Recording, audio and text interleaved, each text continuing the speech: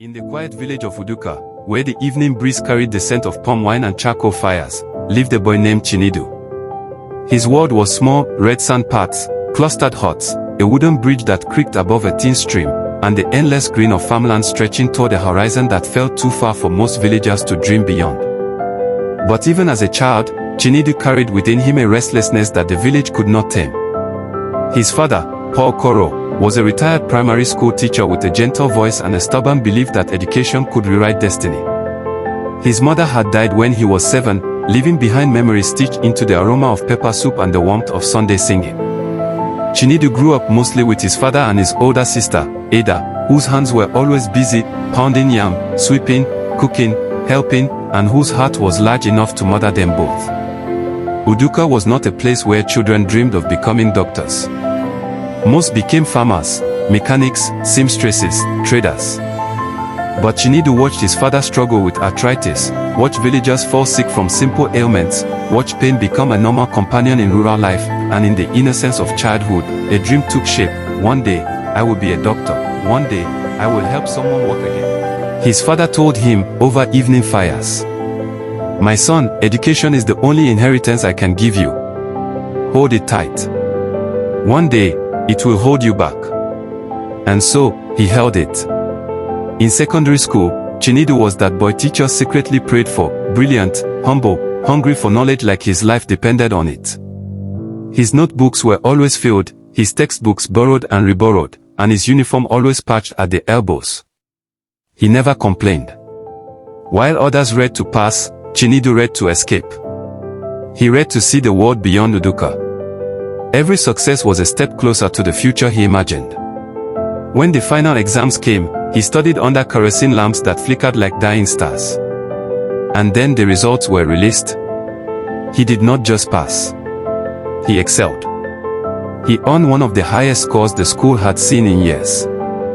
Villagers gathered outside his compound, clapping, celebrating the son of the old teacher who had made them proud. Paul Okoro cried quietly that night. Not tears of sadness, but the tears of a man who knew his investment was finally sprouting. But life, as always, had its own plans. Chinedu gained admission to study medicine and surgery. The day the letter arrived, Ada danced around the compound like she had just won a lottery. Paul Okoro sat silently for minutes, voice trembling as he read the letter over and over again. But joy was expensive. Fees were high. Transportation, textbooks, house rent, everything swallowed money they did not have. Still, Paul Okoro insisted. He sold his only motorcycle. He sold half of his farmland. He borrowed from an uncle who hadn't visited in 10 years. "Go, my son. Even if I have to trek to farm every day, you must go." And so Chinedu went to university, stepping into a world bigger than Uduka. A world that did not care about his struggles. A world where he was just another student. For the first time, he understood what hunger felt like in a new way, not the hunger of missed meals, but the hunger of wanting a better life and realizing how far it still was. But he pushed through. Because dreams, especially the fragile ones, demanded it.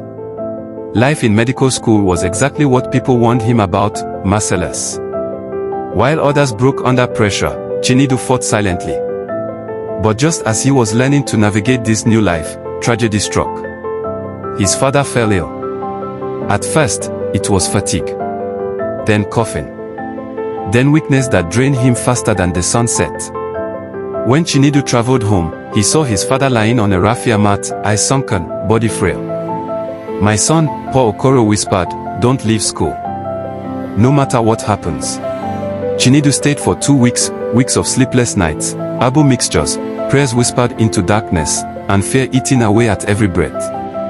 And then, one cold dawn, the giant of his life, the man who carried dreams on his back, breathed his last. Chinedu broke. The funeral was simple. Quiet. A man who lived simply was buried simply. But inside Chinedu's chest, something cracked, not just grief, but the terrifying awareness that he was now alone. Standing by his father's grave, he whispered, "I will finish this, even if it kills me." After the burial, Chinedu returned to school with nothing, no money, no support system, no clue how he would survive the remaining years. He was behind on fees, behind on lab payments, behind on textbooks. Some days he starved. Some days he fainted in class.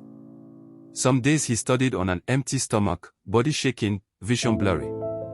Then came the shame, friends inviting him to eat, lecturers questioning his performance, landlords threatening him.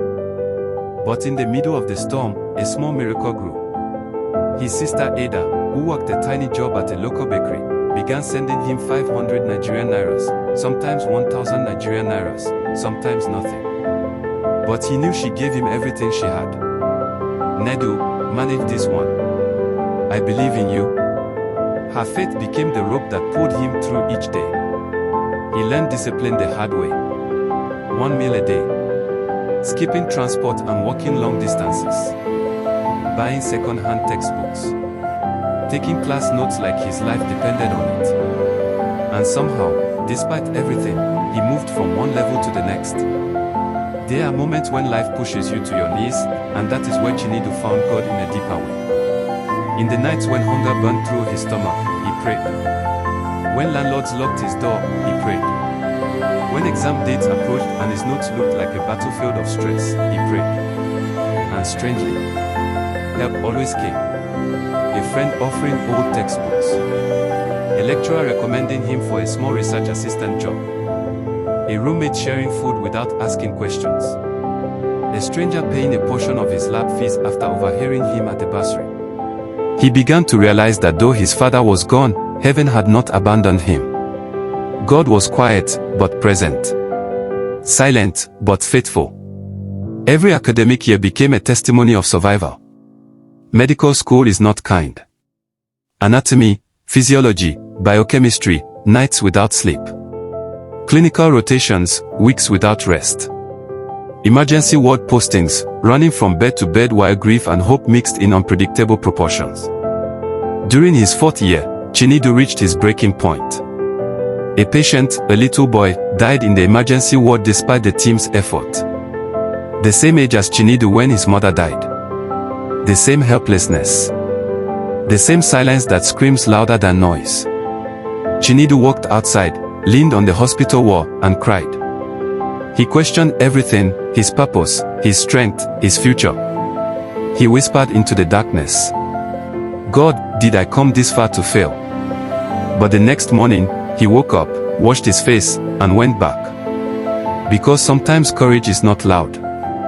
Sometimes it is simply standing up again. By his final year, Chinedu had become a miracle walking. He had passed the hardest courses. Handled emergency cases with confidence. Earned the respect of lecturers who once doubted him. Mentored younger students facing the struggles he knew too well. His sister Ada attended every end of semester break, smiling as if she was watching her own son grow. And then came the final exams, the exams that decide everything. 6 years of struggle boiled down to one moment. The nights before the exams, he barely slept. He studied like a man possessed. Every page reminded him of his father. Every diagram reminded him of his sacrifice. When the results were released, students crowded the notice board, hearts racing. Chinedu walked through the crowd slowly. His name was there. Pass. Distinction. Qualified. He froze. He blinked. He stared again. And then he fell to his knees. Not from shock, but from gratitude. Graduation day came like sunrise after a long storm. Families gathered, cameras flashed, drums beat, and the auditorium buzzed with excitement. Chinedu stood tall in his white coat, the same boy from Uduka, the boy who once studied under a kerosene lamp, the boy who lost a father but never lost faith. When his name was called, he walked forward slowly, heart full, eyes wet. In the crowd, Ada screamed his name, both hands over her mouth, tears running freely. He carried the certificate in his hands like a holy object. The announcer's words echoed. Dr. Chinedu Okoro. His journey, the hunger, the tears, the lonely nights, flashed before him. He felt his father's hand on his shoulder, even from the grave. He whispered, "Papa, we made it." After graduation, the village of Uduka celebrated like never before. They slaughtered goats, beat drums, sang songs. Children followed him around calling him Dokita. Dokita. Chinedu returned home, not as the boy who left, but as the man who survived. The man who fought. The man who rose. He hugged Ede tightly, whispering, "Everything you sacrificed, it was not in vain." She replied with trembling lips, "You did it for all of us." He became a symbol of hope, proof that dreams, no matter how impossible, can survive poverty, grief, and adversity. He became living testimony that God does not abandon those he carries. And as he stepped into his new life as a doctor, Chinedu realized something powerful. He was no longer running from hardship.